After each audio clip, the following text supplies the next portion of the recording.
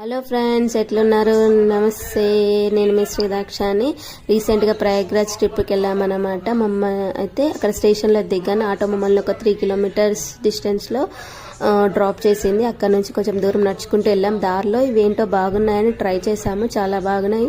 మీరు కూడా ప్రయాగ్రాజ్ వచ్చినప్పుడు ఇవి ట్రై చేయండి. అండ్ కొంచెం దూరం వచ్చాక ప్రయాగ్రాజ్ కమల్ వచ్చిందనమాట. అలా నడుచుకుంటూ అలా 6 కిలోమీటర్స్, నియర్లీ 6 కిలోమీటర్ నడుచుకుంటూ వెళ్ళాము. చూసారా జనం ఎలా ఉన్నారో? చాలా జనం, అసలు ఉసుకేస్తే రాళ్ళనంత జనం ఉన్నారు. అండ్ స్నానానికి వెళ్ళాము.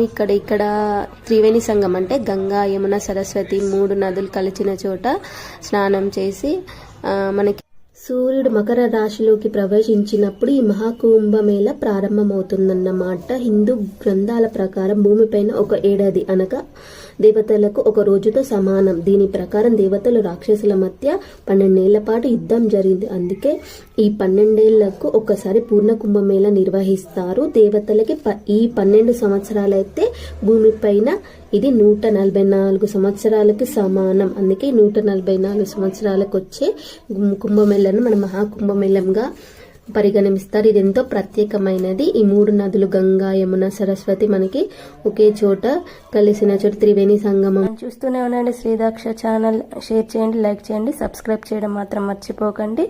Bye friends.